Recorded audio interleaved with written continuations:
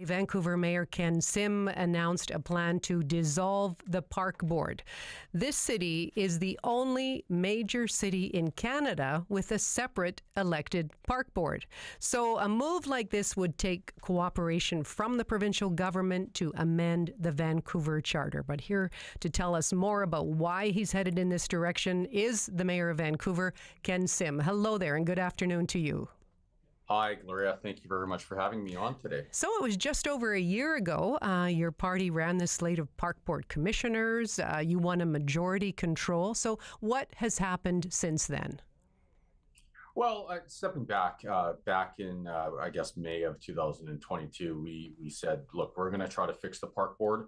And if we couldn't, then we'd go to the province and seek, different avenues.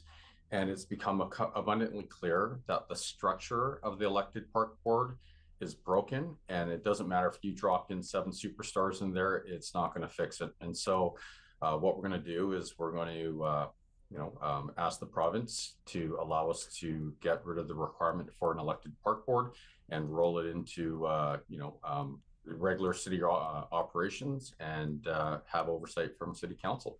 Well, 3 of the elected ABC commissioners, this is Scott Jensen, Laura Christensen, Brennan Bastiovansky, they said they believed they have been removed from the party. And when your party denied that, the 3 of them said they were going to sit as independents anyways. But what happened? How did they fall out with your party, with ABC? Well, first of all, I want to acknowledge them. I want to acknowledge everyone that has sat on the elected park board, not just this term, but in previous terms. Like I said, the structure is broken and it doesn't matter who you put in there. You can't fix it. So as it relates to the 3 members, we no one's been expelled from the party. If they've decided to resign, I can understand that. Look, it's an emotional time. There are a lot of feelings towards the park board. And at the end of the day, a lot of people love our parks and they sign up for this, to make our parks better. And so they may not agree with the decision that we've come to. And I can respect that. I don't have to agree with it, but I can respect it. And I think what we have to do is we have to focus on what are we trying to achieve here? Vancouver needs and deserves world-class parks, and that just is not happening. And under the current structure, it will never happen. And so that's why we made the change. Well, Green Party Councillor Pete Fry says that elected ABC Park Board members are no longer compliant with your ABC Party priorities. So is this a move to concentrate power in the mayor's office, as Pete Fry suggests?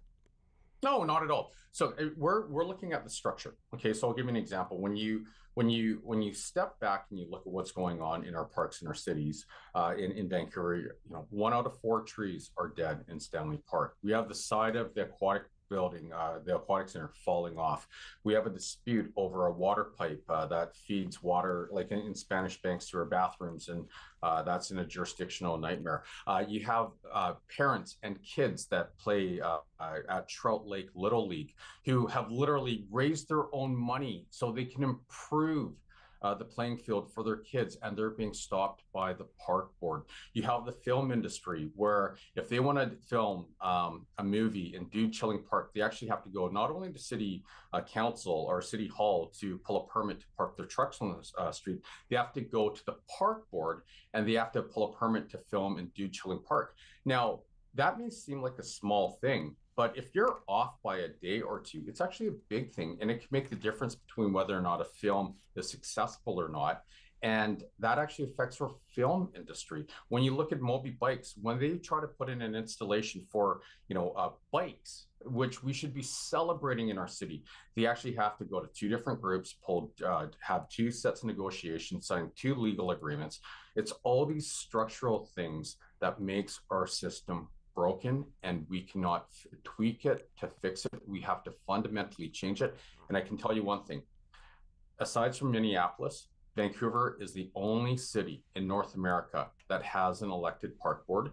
And I can tell you, I have not heard of a city in North America that is clamoring to bring on an elected park board, because I think everyone else has figured out that the structure just doesn't make sense. Well, you started out your initial mayoral campaign, campaigning exactly on that, to eliminate the park board. You changed your mind. You got ABC park board commissioners who supported your party. You seem to have lost control of that as well. But I'm just trying to understand, when you're talking about cost savings and efficiencies, how much are we saving here with a decision like that? Where do the savings come from, and how much are we saving? Yeah, so we can't quantify the actual number, but it will be substantial. And I want to be very clear to the public here. We are investing in our parks. So the operational efficiencies you get when people are not trying to working in silos, and they're trying to communicate with each other, and then things fall off, the ledge, so to speak. And when they're actually working together, we can actually get more done. And so that's where we're going to see a significant lift. How? How will things be more efficient? Well, when when you have communication issues, for example, the net result, it takes about 15 years to get a community center built in Vancouver these days. Now, that's because there's a lot of back and forth between the park board and city council. The Auditor General even mentioned that, that there's a significant challenge because the long-term objectives of the park board aren't aligned fully with the objectives of the city. And so that's where you get a lot of back and forth. And when you actually have everything under one umbrella, you can start to align our goals, and you can have people working on the same thing, rowing in the same direction. There's a saying, if you have more than one group or person accountable, you have no one accountable. And right now the structure is such, you have two different groups, and so there's no one accountable. And that's why you run into all these challenges, and you have people working on projects that take way longer than they should. And once we have one group accountable, it will take a lot less time, and you will see significant savings, and you'll start to realize that in better parks across our city and recreational facilities. So you've just admitted then you've lost control because these councillors, or these park board commissioners, my apologies, park board commissioners were voted in as ABC commissioners, and they no longer follow the party line. So that's politics, though. When we have a variety of parties, we have discussion, we have debate. Isn't that a healthy democracy? Yeah, it's a very healthy democracy, and so I can talk about my role in council. My role in council is we're looking for the best interests of the city of Vancouver, and we are given a set of tools, and we're exercising those tools because at the end of the day, when we look at our parks are in recreational facilities are being, they're not getting the love, and a lot of them are falling apart, and Vancouverites can't wait. We need to do something. We need to be bold. That's what the residents of Vancouver is supported when they elected us as councillors, and public sentiment is on our side on this one. We have advocates.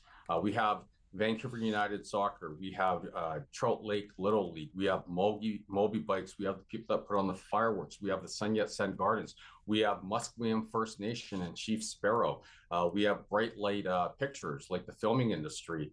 The list goes on and on. This is what has happened through our public consultation, speaking with people across the city, not just residents, but businesses and other stakeholders. And the overwhelming response is, our parks can be a lot better. Something needs to change, and we want bold change. And that's what we did today. Okay. You're going to need the cooperation. You can't do this unilaterally. The provincial government will have to address changing the Vancouver Charter. Do you have an indication of whether or not they're up for this? We had a conversation earlier. They've been rather involved in the Surrey police transition, which we had a conversation earlier this afternoon. But what's your sense of the province's stand on this? Yeah, so, a lot of everything we work on is pretty thoughtful. We have brought up this issue, and other charter changes with the provincial government. And what I can tell you is they have been great partners, and it's been our experience in the past and going out there that they want to do what's in what's in the best interests of Vancouverites. But they need to, they need to get a motion or a request from the city of Vancouver before they can do anything. And so I'm going to file a motion, and we're going to debate it in the next couple of weeks. And then, if that passes, we'll put in the request to the province, and then it'll be up to them. We mentioned off the top that if you do compare Vancouver, a major Canadian city, with other major cities, it might seem, rather peculiar to some that we have a separate elected park board. But other cities don't have Stanley Park, right? The board was established to protect Stanley Park. So if you get rid of the board, how do you ensure Stanley Park isn't vulnerable to the partisan whims of the government of the day? I love that question. Thank you, Gloria. Okay, so I'm a resident of Vancouver, and at some point in time, I will not be in elected office anymore. And I want that park to be there, not just for myself and my kids, but our grandkids and what have you. And so we are actually strengthening the protections. And so as long as I'm mayor of Vancouver, parks will always be parks and golf courses will always be golf courses. We're going to ask the provincial government to actually increase the protection. So if we ever wanted to change the use of a park, to, let's say, build housing on it, basically we would need 100% agreement in council. So you would need all 10 councillors of the day plus the mayor to sign off on it, and then we would have to have a public referendum as well. And so basically that bar is going to be set a lot higher than it is today. And the only thing that should get through is something so glaringly obvious to everyone that it should get through, that it will get through. Yeah, it's interesting. We've had a lot of feedback from our listeners since the news got out from your initial press conference today. Evangeline wrote in and said to put this question to you: if you take control of parks, will you sell our parkland to developers for more unaffordable housing? I don't trust that this is what he's up to. Yeah, let's be incredibly clear. As long as I'm mayor, parks will always be parks. And I want to put the structure in place personally. And I know I speak for our councillors. I want to put the structure in place that when I'm no longer in elected office, I'll have the same concerns, but those concerns will be alleviated because the bar will be set way higher than it is today.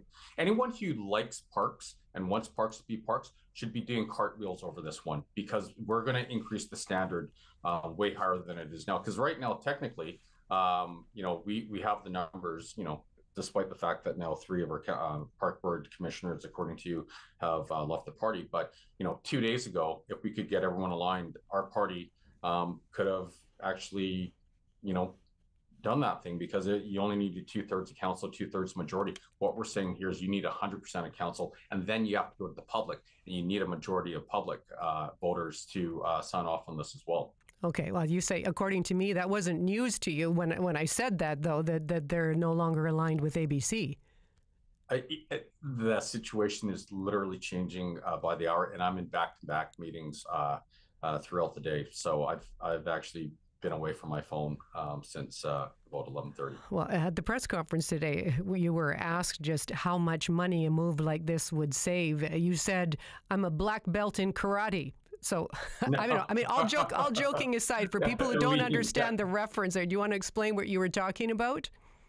Yeah, lean. It's a operational workflow. So it's some people refer to it as the Toyota way, value stream mapping, culture of continuous improvement. I'm an operations person, and so we work at operational workflow in manufacturing, building houses or cars, or in service-based industries. And so I have a pretty good feel for how organizations can run more effectively. And I can tell you that brings us back to the elected park board and city council. When you have more than one person or organization accountable for something, you have no one accountable. And that's why we run into so many challenges on our parks. And that's why our parks aren't the world-class assets that they can be, and they should be, and they will be, because the structure is broken. It's not about the people. We have had so many elected officials in the park board who have worked there with love and have been dedicated to our city and who are great. And we set them up for failure. And so we have to stop repeating what we've done in the past because it isn't working. Well, And they stopped agreeing with you, I think, is what happens. That's how it looks from where I'm sitting today. But how is this actually going to work? These day-to-day operations right now with the park board, now that it's very clear you want to get rid of them. Yeah, and I'd also say there are 3 park board commissioners that are actually enthusiastic about this. They've been working in the elected park board for a year, and they see how the system's broken, and they want to transition as well. And they're part of our transition team. So to answer your question, we have a transition team that we're going to be assembling. It'll consist of myself, my chief of staff, the city manager, the park board general manager, an elected park board commissioner, 2 elected councillors, and up to 6 members from the public. And so, we're going to hit the ground running. You got to hit the ground running once the province agrees to change the Vancouver Charter. That's right. Okay. Well, thank you for your time today.